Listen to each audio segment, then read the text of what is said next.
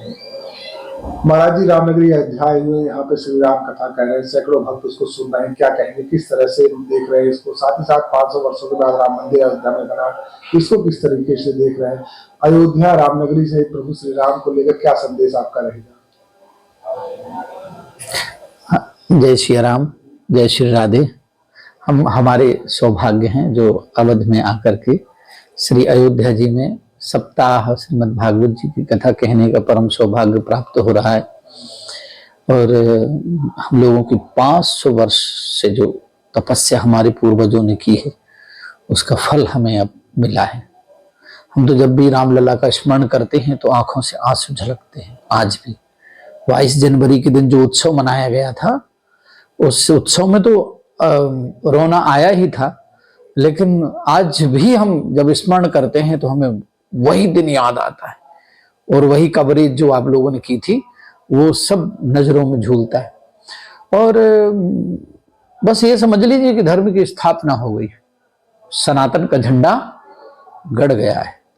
गुरु जी, आपने कहा धर्म की स्थापना हो गई। 16वीं शताब्दी में भारत विश्वगुरु हुआ करता था। उस समय हम लोग रामायण, भागवत, उपनिषद, यही अपने जो हमारे पुरातन ग्रंथ उसी को पढ़कर विश्वगुरु। आज आधुनिक शिक्षा है, लेकिन कहीं ना कहीं जो यंगस्टर्स हैं वो नशे की तरफ जा रहे हैं, अध्यात्म से दूर जा रहे हैं। किस तरह से देखते हैं शिक्षा का सामाजिक धर्म को लेकर जो कहीं ना कहीं उससे अलग नजर आ रहा है? नहीं, जैसे प्रेमानंद जी महाराज हैं हमारे, प्रेमानंद जी महाराज, तो जितने भी युवा है ना एकदम, क्योंकि पाश्चात्य जो संस्कृति है ना, पश्चिम की संस्कृति, उससे उब गए बच्चे, परेशान हो गए। वो बहुत घर में हेडिक है, परेशानी है, पढ़ाई में कुछ रखा नहीं है, मन शांति के लिए कोई ऐसा कोई विषय ही नहीं है। और मन की शांति का तो एक ही उपाय है, मन को शुद्ध करने का एक ही उपाय है, वो है भगवान की शरणागति। जब तक आप उनके चरित्रों को श्रवण नहीं करेंगे, उनके शरणापन्न नहीं होंगे, त्याग नहीं करेंगे, संतोष नहीं रखेंगे, तब तक जीवन में शांति आ ही नहीं सकती। और संतोष का पाठ तो भगवान के चरित्रों में ही पढ़ाया जाता है। जैसे राम जी 14 वर्ष का वनवास हो गया जी, हर्ष से स्वीकार कर लिया, पूरी दुनिया दीवानी हो गई। त्याग में वो ताकत है, आज भी पूजा हो रही और होती रहेगी। गुरु जी, कौन से ग्रंथ जरूर प्रत्येक युवाओं को पढ़ना चाहिए, कौन से धार्मिक पुस्तकों को जरूर पढ़ना चाहिए, चाहे शिक्षा से जुड़ी हो या न जुड़ी, लेकिन उनके जीवन में जरूर उससे ज्ञान होना चाहिए? क्या कौन से कहेंगे आप?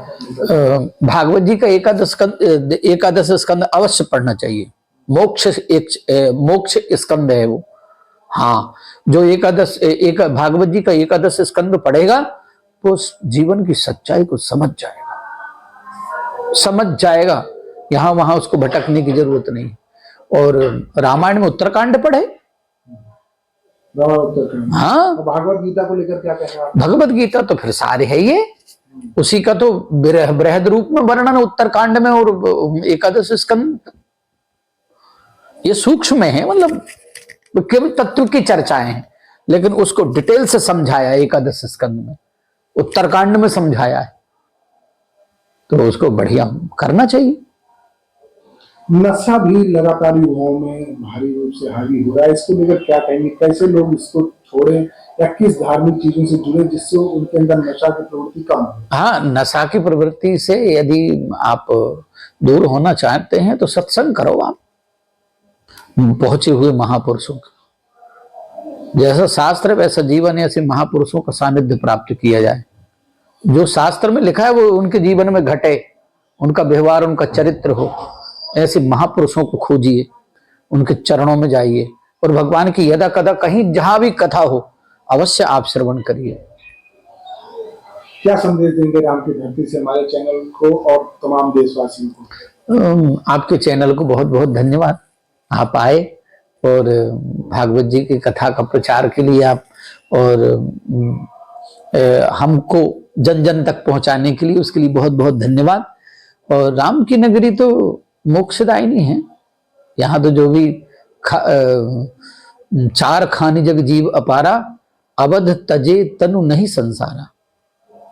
4 प्रकार के जीव होते हैं, स्वेदज, अंडज, उद्विज, जरायुज, जो जमीन फाड़ के निकलते हैं वृक्ष, पसीने से जो उत्पन्न होते हैं, जर से जैसे गाय आदि के बच्चे हम लोग, उद्विज, जरायुज, स्वेदज, पिंडज और जो वो अंडज जो अंडे से होते हैं, इनमें से कोई भी श्री अवध की भूमि में शरीर त्यागेगा मुक्त हो जाएगा, उसको दोबारा जन्म नहीं मिलेगा। क्या सुनना महाराज जी, कौन से स्थान से आप बिलोंग करते हैं? हम वृंदावन से हैं और नाम हमारा गोपालानंद जी करके महाराज जी ऐसा सब